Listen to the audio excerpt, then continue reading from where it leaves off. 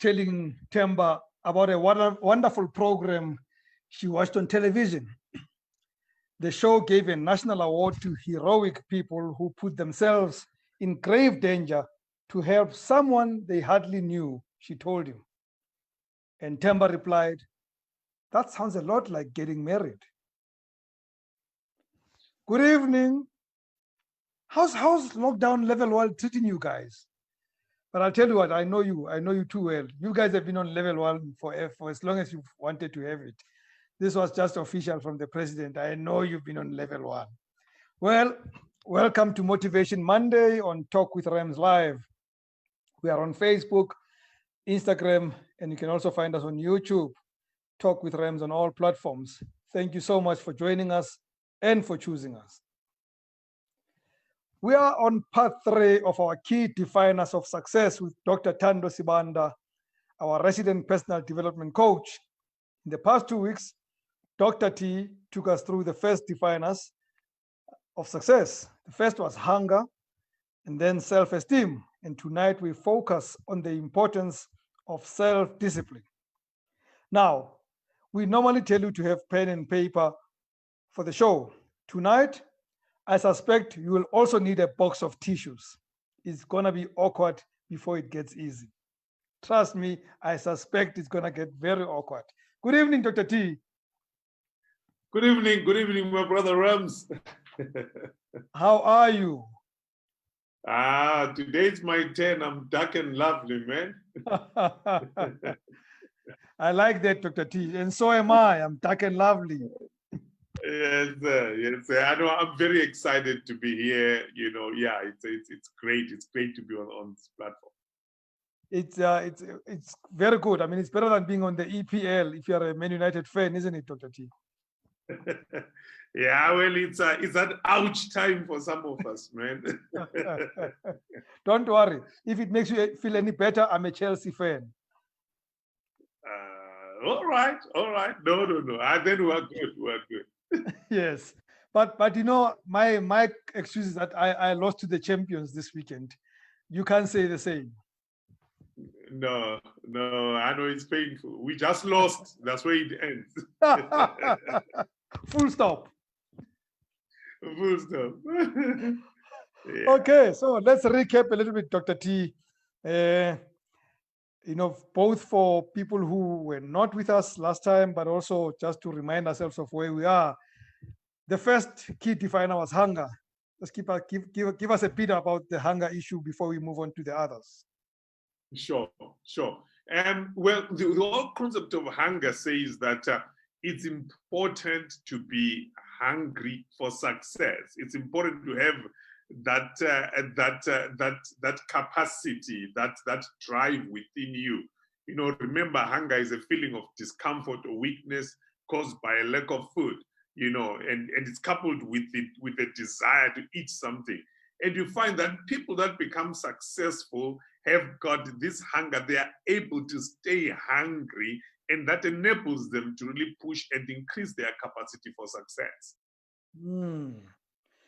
But then, Dr. T, you then said it doesn't matter how hungry you are.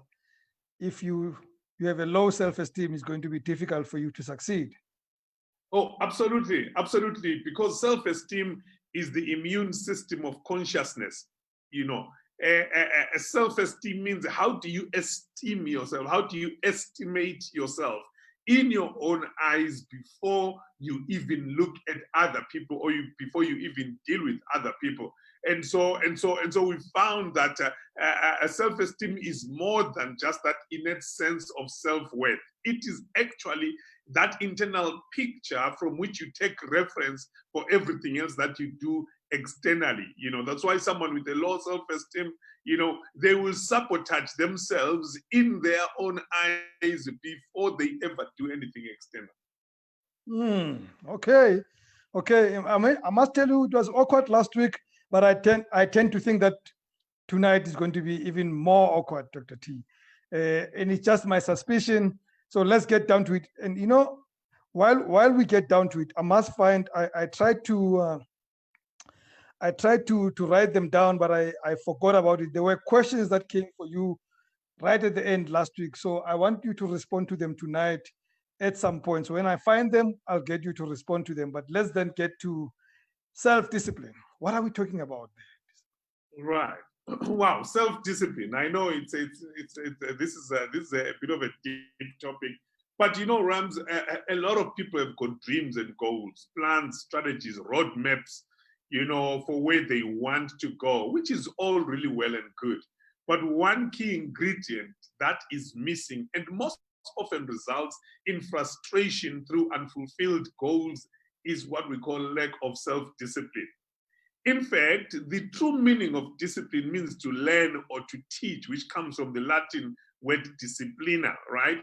Which speaks of to train or develop by instruction and exercise, or control gained by enforcing obedience or order, And so self-discipline, according to what Elbert Hubbard says, it is the ability to do what you should do, when you should do it, whether you feel like it or not.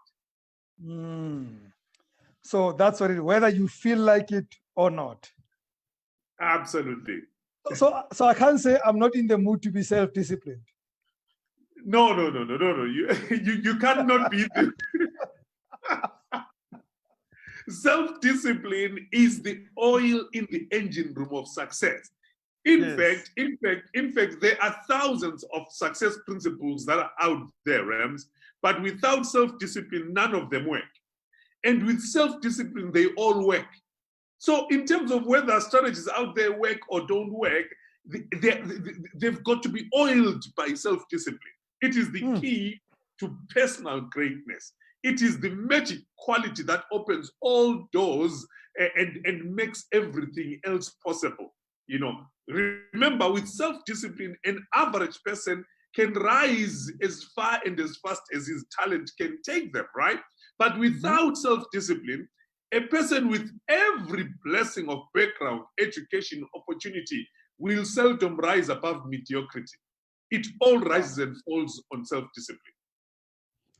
Okay, Dr. T, I have known you for too long now. I can almost guess that you're now going to tell me what constitutes self-discipline. What is it made of? What is the framework that it's based on? Okay, lovely.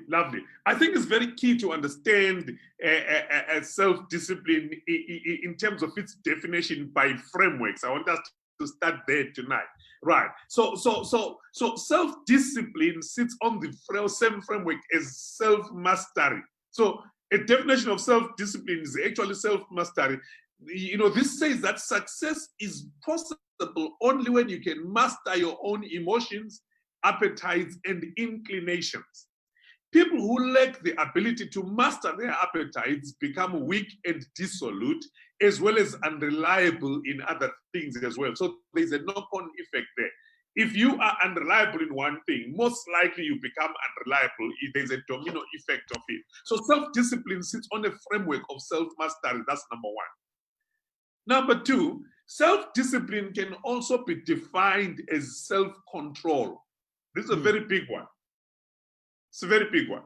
Self-control, Dr. T. Self-control is very key. You tell yourself, I'm on a diet, until you just pass next to the chocolate cake. And a lot of people say, no, the chocolate cake is talking to me. No, it's not talking to you. You are talking to yourself about the chocolate cake. Let me give you my line of losing self-control. Right. You only live once. Yeah, YOLO. YOLO is a very big scapegoat. You only live once. But look at this. Your ability, right, to control yourself and your actions, control what you say and do, and to ensure that your behaviors are consistent with your long-term goals and objectives is the mark of superiority. So as long as what you are saying and what you are doing is consistent with your long-term goals and objectives, guess what? That says that you are a superior person. Even if I did it in small doses, Dr. T, I don't have to be an expert or perfect in it at the beginning, right? Oh yeah, absolutely. Remember, it's not about large amounts, but it's about consistency. See, the moment you are disciplined consistently, it makes better sense than someone who wants to spend 24 hours at the gym and say, I'm making up for the rest of the month. It doesn't help. You must become disciplined even in small quantities, but consistently over time. It makes sense. In fact, part of discipline is been defined as well as self-denial. This requires that you deny yourself the easy pleasures, the temptations that lead so many astray, and instead discipline yourself to do mainly those things that are right for the long term and appropriate for the moment. Folks, I told you it's gonna be hard. Now he says you must self-deny. You know how difficult it is to do that, to self-deny. Dr. T, Absolutely. I don't know many people who know how to do that. I know. And it's a very big challenge. And that's why we're talking about the key definers of success. For those people in our audience that genuinely want to be successful, you've got to move away from the 80% and be in the 20% that actually follows through. Did you know, Rams, that gyms today, even in South Africa, make more money from people who've got memberships and never use them than from people who actually use them? Why? Because we don't quite understand this thing of saying, you know what, I need to be disciplined. So I know I'm on a gym program, but then I'm like, I can't deny myself chocolate cake today. And then tomorrow, I can't deny myself. I can't deny myself. I can't deny myself. So now the eating of the chocolate cake with the disclaimer that you're not denying yourself becomes now the consistent behavior, and not necessarily you denying yourself that. So now the one thing that you're starting to deny yourself is the gym. The other pleasures are now what have become the you. Oh yeah. Oh yes. Remember, as a human being, we need to understand you become more of who you are becoming. Right? So if you start becoming lazy, you become more of that. If you start giving excuses, you become more of that. And so you find that once you lose the self-discipline of sticking to your goals, remember we defined it as being as doing as having the ability to do what you should do when you should do it, whether you feel like it or not. So the moment you move from the plane of saying, I've got to get this done whether I feel like it or not, to a plane that says, well, I've got to get this done just because today I feel more like it, guess what? You are well on the way of failing to meet your goals. This topic, Dr. T, makes me feel like to be self-disciplined, you must never have fun. All right. I will get into it. But definitely, okay. One of the key points, one of the frameworks is that self-discipline requires delayed gratification. That's very important. You see what I'm talking about? You see what I'm talking about, Dr. T? Now you're saying we must delay gratification. Right. Look at it this way. The ability to put off satisfaction in the long term in order to enjoy greater rewards in the long term. I always hold it like a funnel. You know those funnels that you used to pour fuel in the car if you're out of, it's wide on one end and it gets narrower as time goes on. Now, people who can't deny themselves want to live on the wider end of the funnel. But guess what happens as the funnel goes? It becomes thinner and thinner and thinner. So you enjoy now, but you pay in the long term because life becomes narrower. Where you could actually flip it the other way around. You've got dreams, you've got goals. I've got to finish school, I've got to pass, but you can't be on the PlayStation for half the night. And you are tired. And you are vying for a promotion because you want more income, but you stay up watching movies the whole night, and you show up at work, you're not at your best, you are tired, your juices are not flowing properly, and things that were supposed to be yours end up, avoiding you. Not that you have the things that were supposed to be yours end up avoiding you because you're not in a place to receive them. So this concept of delayed gratification is very key, because a lot of people would rather enjoy now, but pay in the long term. I say twist it. Simply put the funnel upside up. Rather pay now and then enjoy a broader life. Delayed self-gratification is very, very important. Whew.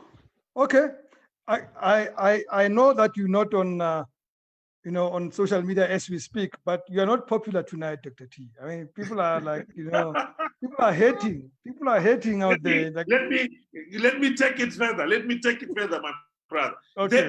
There are two main enemies of self-discipline. Two main enemies. The first enemy of self-discipline is called the path of least resistance. Right? This is what causes people to take the easy way in almost every situation. You know very well you are supposed to wake up and go in the gym or go and run at 6 or 7 in the morning, and you're like, you know what?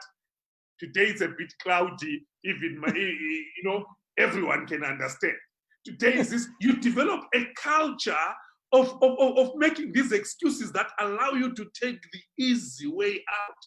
So you become a person that ends up seeking shortcuts to everything. So you arrive at work the last minute and you leave at the earliest opportunity. You look for the quickest way, to do the easiest way to do stuff, even if it's not the most beneficial. I went to see a personal trainer, I think it was about two and a half years back. And I said to him, look, I wanna lose weight and I wanna get fit, right? I wanna lose weight, but I've got all of these men. These ones are selling these tablets. These ones are selling these formulas. He said to me, "Let me tell you one honest thing. You want to lose weight? Eat right and commit to exercise. Full stop. You will drink everything else that's out there. You are gonna wrap your waist around with plastic and burn yourself."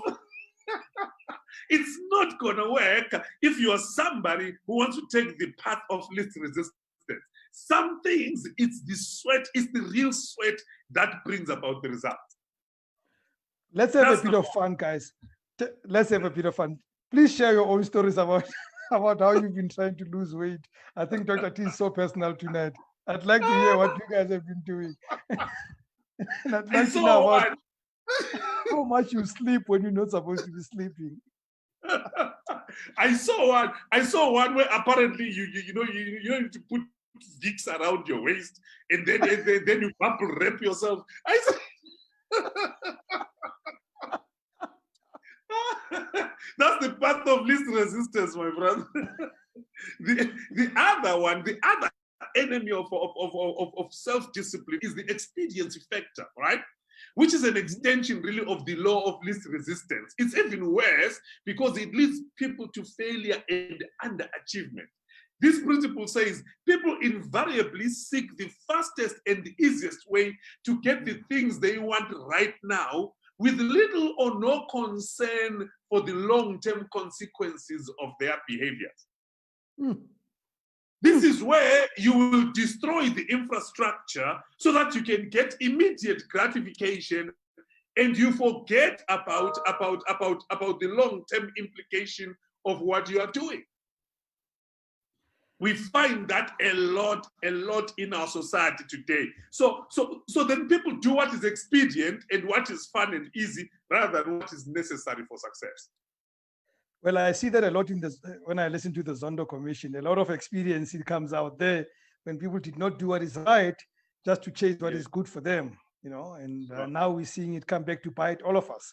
Dr. T, before we move on, yes, Zach Moses asks, can one use the lockdown situation as an easy excuse for lack of discipline? In fact, he needs to use the lockdown situation as an accelerator to success. This is the time to write that book that you always wanted to write. Why do you get personal, Dr. T? Why do you do that? I'm telling you, you see, nature took a deep breath. For the last 6 months, we've been in a position where this was the time to build. We're going to start emerging now, right? We're now in level 1. After that, most likely things are going to go back to normal, right? Now, those who made good use, those who were disciplined during lockdown, will have something to show for it. Others will have just a lot of flesh to show for it. Oh, ouch, ouch, ouch. If by the time we finish this chat, Dr. T, it's only the two of us talking and no one is listening, that's your fault. Remember that, Dr. T. It will be your fault. So let's move on. Okay. Why do we fail to develop self-discipline? What are the reasons for that? Right. Okay. I'll just give you 5. I'll just give you 5 before we close, right? The first one, Rams, is the wrong kind of motivation, right? People need to understand that there are 2 kinds of motivation. One is internal, which is intrinsic motivation, and the other one is external. You know, in fact, Dennis Kuhn, one of the authors in the field of psychology, defines internal motivation as something that occurs when we act without any obvious external rewards. So we simply enjoy the activity, or we see it as an opportunity to actualize or to grow or to increase our potential, right? So I know that I need to go to the gym because it is beneficial for me. I need to study because it is beneficial for me to pass my exams. I need to apply myself at work because it is beneficial for my growth and for where I'm going, right? So that's intrinsic. The motivation comes from within.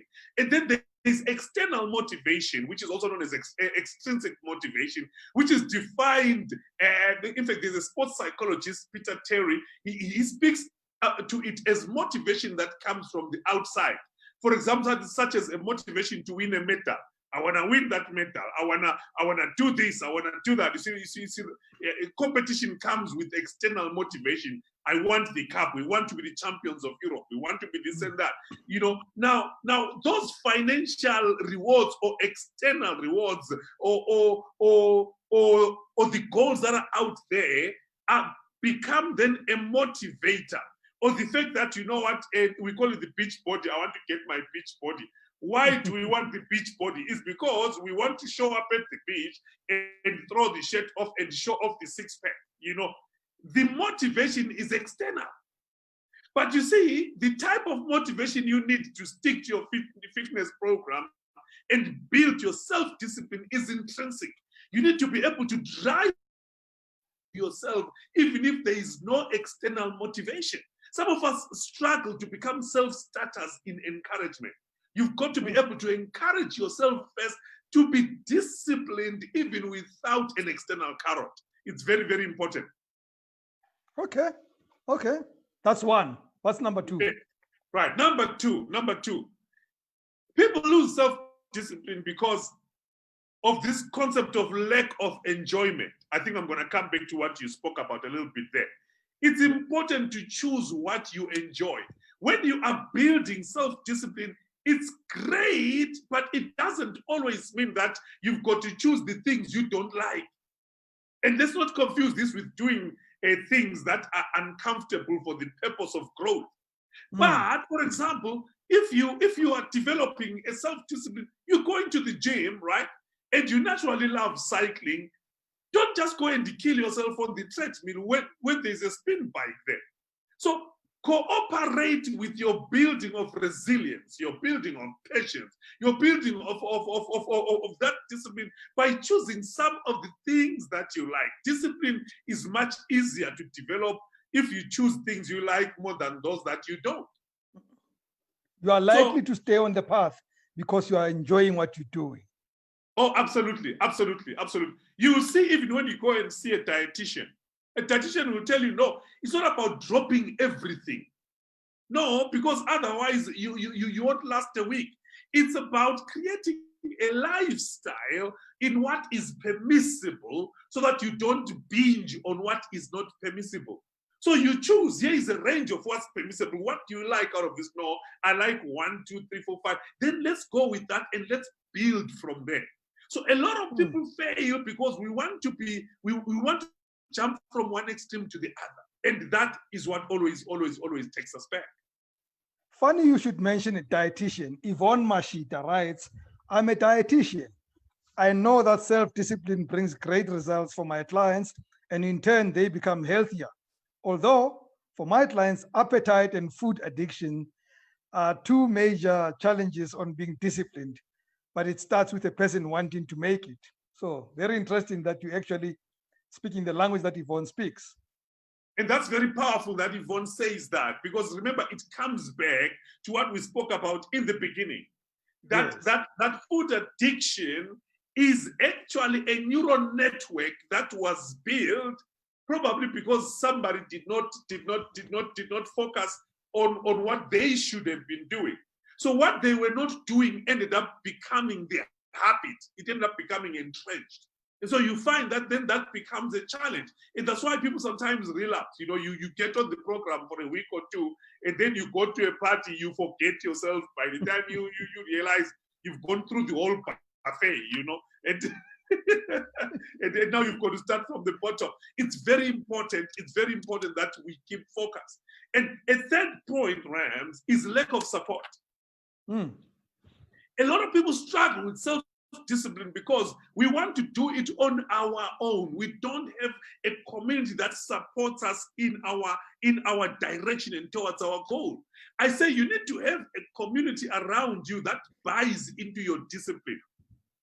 You see, I declare my goals. Whenever I've got a goal, I declare it so that I become accountable, you know. And it's not enough to have self-discipline to achieve your goals without the help of others, but it doesn't mean that's the best way of doing things. Having a support structure around you, people that support what you're doing, people who are cheering you on, it will take you far. In fact, a study was conducted by the Michigan State University, right? It showed that, number one, exercising with a partner improves performance on aerobic exercises because you push one another. Another struggle, right? So another study that was conducted suggests that working out with a slightly better partner will also push you to become better. You see, are you listening, folks? Are you listening? Okay, continue, Dr. T. Absolutely. It's a phenomenon called Collas effect. You know, it's a phenomenon where a person works harder as a member of a group than when working alone. In fact, did you know that geese, right? Geese will fly 70% further in formation than each one can fly alone. 70% further. So that's huge, if you Dr. T. Yeah, no, that's pretty huge. That's pretty huge. So it's important, find a community, whether it's a friend or two friends, and believe me, if you want to go fast, go alone, but if you want to go far, go together. Dr. T, you know, one of the, and I'm gonna speak about myself because I'm, you know, like everybody else, I drop the ball from time to time, sometimes too often. One of my weaknesses I have found is that sometimes I create unrealistic expectations on the goal, and in the process, I then drop the ball, and that manifests as lack of self-discipline. Oh, absolutely. You see, the whole concept of realistic goals is very critical because when we've got wrong expectations, it kills the energy. It kills the energy, you know. You see, because for example, if I'm exercising, regular physical activity improves your self-discipline by teaching you two things. Number one, how to adhere to a specific plan. I've got a plan, I just need to stick to the plan. You know, that's it. I've got a plan, I stick to the plan. Whatever happens, I stick to the plan. Self-discipline is doing what you should be doing at the time you should be doing, regardless of how you feel about it. Number two, it's how to be patient when waiting for the results. If you start your workout plan with the wrong expectations, it's likely you will quit before you go anywhere. And so there's this phenomenon of called the false hope syndrome, where we are making frequent attempts at self-change while holding unrealistic expectations about the time, the speed, the amount, the ease, and the consequences. We are likely not to reach our goal. I can't say I want to develop a six-pack in a week. That's a very unrealistic expectation. And then after that, we come like it doesn't work. For me, if I said I want to develop a six-pack, that's an unrealistic expectation. Forget about whether it's for a week, in a week or in a year. Like it's already just to want a six-pack is an unrealistic expectation. So I'll never be happy because I'm not gonna get it. We say when building self-discipline, it's the small wins that are more important than aiming for the big ones. Yes. One bite at a time, 30 minutes a day of exercise, 30 minutes a day will take you there in the long run. Brushing your teeth just for those 2 minutes a day, in the morning, in the evening, it will take you far. The little habits create the big wins. Remember, character is shown in the great moments, but it is made in the small ones. So that context of discipline must be within, small wins consistently will create the big win. Remember, Rams, the difference between a big shot and a small shot is that a big shot is simply a small shot who kept on shooting. Say that again, Dr. T. The difference between a big shot and a little shot is simply that a big shot is just a small shot who kept on shooting. Wow. A lot of people get the small shots today, but if you keep on shooting, one day they'll be like, no, there's a big shot who lives over there. They'll be talking about you. Wow. Dr. T, all of us will tell you the same thing all the time, why we don't have discipline. There is not enough time. Oh, that's a very big one. And it's usually the least legitimate reason, not to be disciplined. Because it is actually showing a different kind of a problem. If you can't find time to engage a discipline that advances your goals, then the problem is not your lack of time, but your lack of priorities. I know this one hurts. But people say, I don't have time to do something that's important to their goals. The issue is not the time, the issue is priorities. So it means that we've got people that then don't understand the fact that, if I'm supposed to look after my body, without this body, there is nothing else for me out there. Guess what? It's not an issue of time, it's an issue of priorities. They need to align their values into the priorities. So all we have to do is just to design our lives in the way that reflects our priorities. Oh, absolutely. We design our lives in a way that reflects our priorities, and then we bring the energy, we bring the commitment. So sometimes all you need to do is just to show up. There was a guy, Rams, who was very, very disciplined. He ran this long marathon. And by the time he got back to the stadium, everyone was just there, they were clapping. Everyone else had finished the race, and he was the last one. People began to clap for him. But you still have got to do that long round. He didn't think he would make it. He says, apparently he prays a prayer and says, Lord, if you help me to lift my foot up, I promise you I will put it down. Wow. And that's how he finished the race. That's how he finished the race. So he was able to bring the energy. He was not the first, but he was able to bring that energy that says, if only my foot can go up, my job is just to put it down. And that's how he pushed and finished the race. A lot of us need to bring that level of discipline to some of the things that we are doing. We're done. But before I say goodbye, Dr. T, I want you to respond to questions that came last week quickly.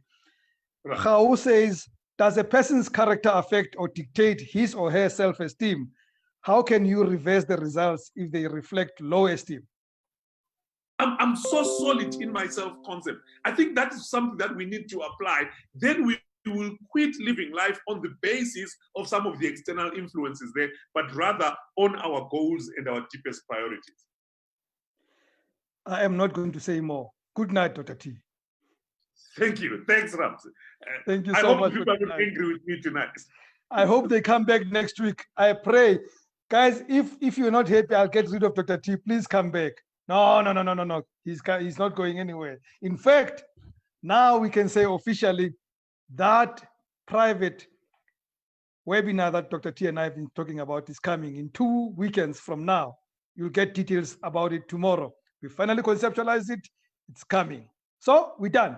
We're done. I shall see you on Opportunity Tuesday tomorrow. From me, Rems Mawote. Good night and God bless.